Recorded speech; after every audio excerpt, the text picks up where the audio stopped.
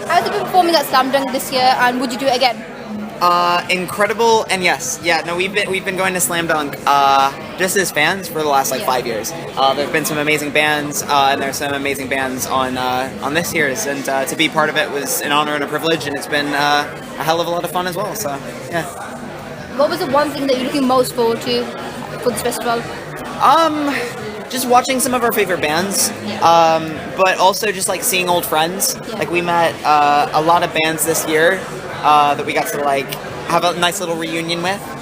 Set It Off was a big one for us. We love them, and it was good seeing Knuckle Puck again. And we just toured with Seaway and This Wildlife, and to see them again was great. But yeah, no, we've got to watch some of our favorite bands and meet some of them. It's been a really amazing 3 days. Who are you looking forward to most seeing perform live? I just caught Aaron West, and that was unbelievable. It was beautiful and chilling, and it was one of the best performances I've seen in a long time. But it was good seeing Finch and Cartel. I really wanted to see them, and I'm hoping I'll catch H2O later. But it's been good.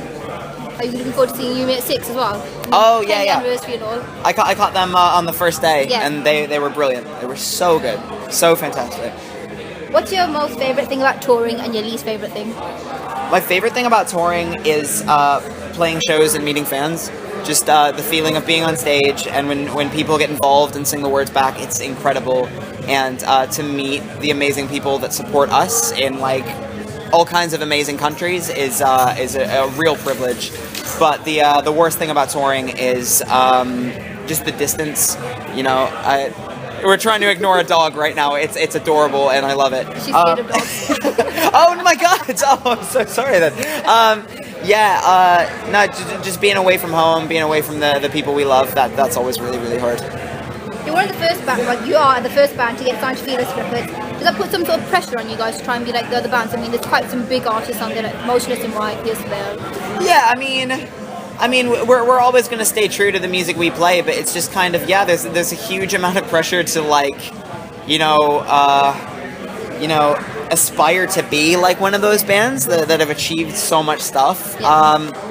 I don't know. It's just kind of there's all kinds of pressure, but we're just doing the best we can and having a really good time while we do it. So I suppose yes and no. The album Never Happy Ever After is influenced by artists you listened to growing up. How did you incorporate these sounds into the album? In a lot of different ways. Just Foley on the drums is influenced by different artists. The guitars are influenced by different artists. The lyrics are influenced by different artists. And it's just kind of, over the last 10 years, we've been listening to bands and learning how to play our instruments, and we've just kind of not let anything not inspire us, I guess. Just, yeah. Were there any bands you grew up with that you could relate to in any way? That we could what? Relate to? Relate to? Oh, let me think. I suppose, the pop punk scene in the US has always been amazing, and like being in the UK, we haven't had a thriving pop punk scene until the last 2 or 3 years. So I guess I can relate to international bands kind of looking towards the US, wanting a scene that compares to theirs, or to sign to a US label like we have. It's been amazing. So I suppose just international bands that feel like they're just not part of a scene, but we really lucked out with the timing of us being a band. So yeah. With the increase of pop punk in like the UK, it's just gone up. It's been incredible. Yeah, just bands like Neck Deep and Norwolves just really made it possible for a lot of bands like ourselves. So thank you guys. What's one song that you get excited to perform live? I always love playing Speak Soft. It's the opener on the album, so we open our set with it for the time being, and it comes in with just me, so it's always really exciting to start a set with just myself and none of the other instruments, and to just kind of watch the penny drop and people just like really like turn on and they know what song we're playing. It's that's always a really fun part. If you go back in time and bring someone back to the future to give you advice as a band, who would it be and why?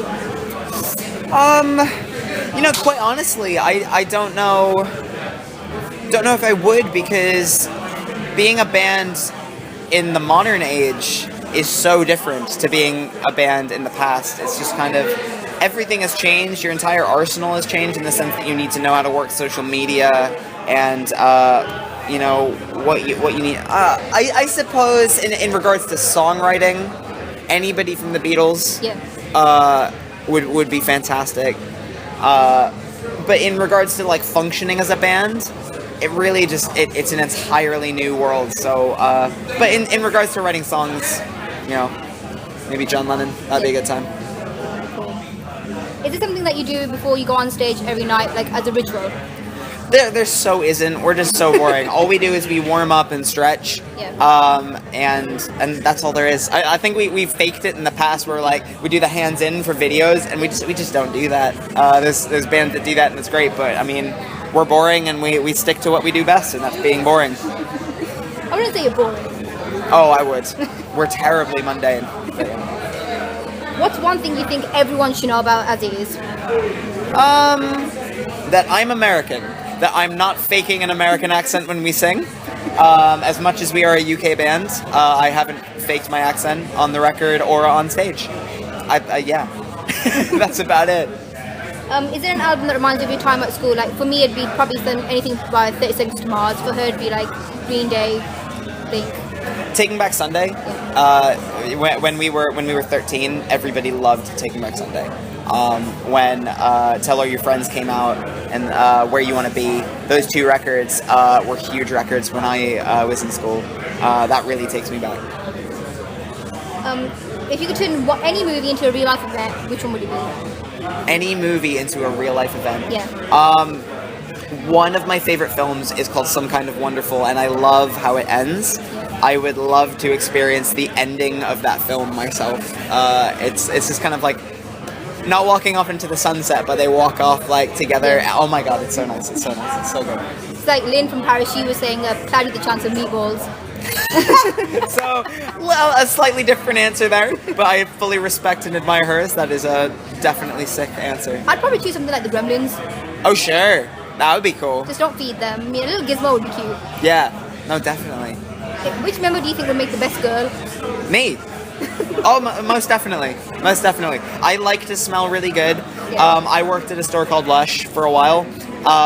And Can't go wrong with Lush. no, yeah. So I mean, I'm easily the most hygienic member in our band. And I'm the most high maintenance in regards to like how my appearance. I straighten my hair.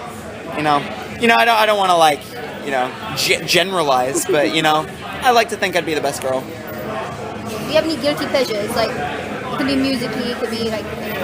I'm not sure. Straightening my hair is one of them. I don't like publicize that all that much, but it's yeah. I'm not sure. I'm really not sure. I guess my guilty pleasure is I really like eating like pot noodle, like cheap noodles, like ramen noodles and stuff. Because I'm vegan, like everybody has this idea that I'm super healthy. No, I love shitty noodles. You can't go wrong with pot noodles though. I mean, They're like so one good. of the best things They're made. so good. Like I know they're horrible for you, but it's like they're amazing. They're just awesome. Okay, now this is the last section that we've got. It's called First Tweets. First tweets? Yeah. Okay. So it's from the band. You don't know your first tweet, do you? No. Actually, I think it was something to do with I don't really like Twitter, and now I do. But when I got it, I really didn't get it. Something along that. Okay, this is the first one. You have to guess who it is. Okay. Mega house, tidy underway.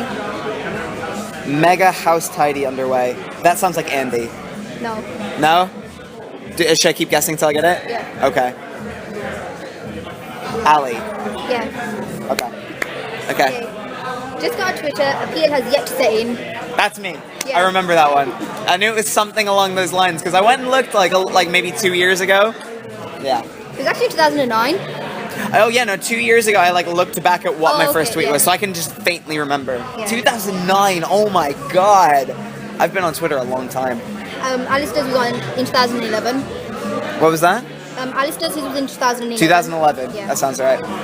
The next one, just got a Swish new phone, so I've decided to test its Facebook and Twitter features. That's gonna be either Andy or Foley. I'm gonna say Andy for that one. Yeah. That was in 2010. 2010. I welcome myself to Twitter. Bring on the end of May. Foley. No. Ben? All right. 2010 that was. Okay. And obviously, you know who the last one is. Yeah. He was he tweeted someone called beads_bees. My bio. That's Ben's old Twitter name. Yeah. My bio and location have now been updated. Proud. Just a new picky and some tweets, and I'll be a proper tweeter. Oh my god. We used to be terrible at Twitter. And that was in 2012. Wow. I like that. That is so cool. And that's it. Thank you. Oh, thank you very much. I appreciate it.